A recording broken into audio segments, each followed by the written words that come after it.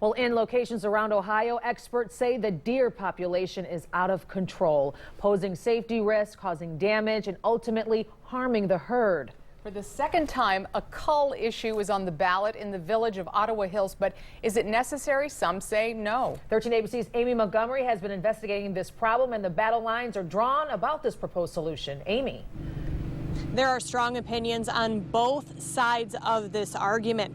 The deer have been an issue here in Ottawa Hills for a number of years, so we hit the streets to find out how much of a problem they actually are. The streets of Ottawa Hills are quiet.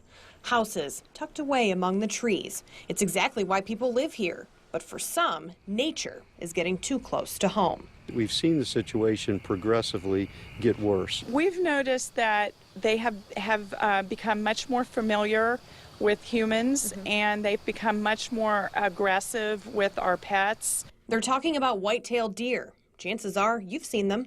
Our home is next to a field, so it's not uncommon to have 3 to 5 deer in our yard, virtually all day.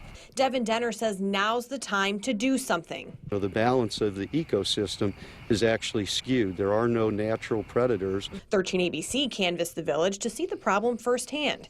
We found deer close to homes and in the meadows, but nothing destructive or dangerous.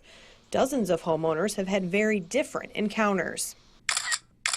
From pet attacks and car accidents to backyards taken over and decimated landscaping.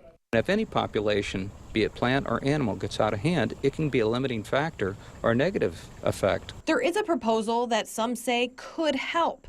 Issue 13 changes the village ordinance to allow for a controlled bow hunt to manage the deer population. We are very concerned about the health of the deer.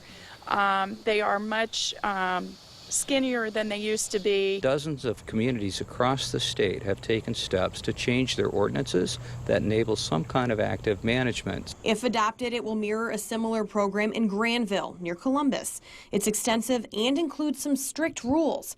Hunters must be licensed, complete a background check, and safety programs.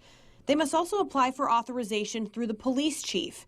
The Granville program also prohibits the use of firearms and requires the property owner to sign off. Exactly how this will work for the village of Ottawa Hills isn't set in stone. Proponents say it will really be driven by the citizens at virtually no cost. If it passes, the village will take baby steps to try and figure out what will work best. I'm not going to vote on something that I don't feel confident in.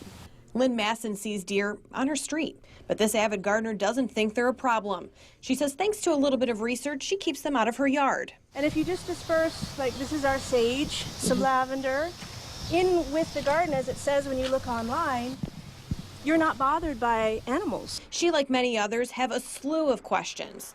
Most have serious safety concerns. If the deer hunt were to pass, despite anyone's best intentions, there's no way that you can completely guarantee safety. Morrow says the risks are just too high. On top of that, he doesn't believe this step is necessary. They think that there's somehow this proliferation of deer, and it's just not been the case. He argues there's only been 4 deer-related car accidents in 2015, fairly consistent with years past. Plus, he says despite the deer population growth across the state, numbers in the village haven't really changed since 2009. We're not talking about a vicious animal here. I mean, you see a deer, if a deer sees a human, it runs the other way. It's clear this decision isn't being taken lightly, and come November, voters will answer that million-dollar question.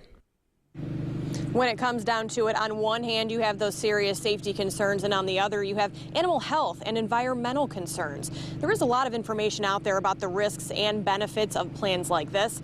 Head over to 13abc.com to read more about the Granville Hunt program and find out more about the village's current wildlife management plan. Reporting live from Ottawa Hills, Amy Montgomery, 13 ABC Action News.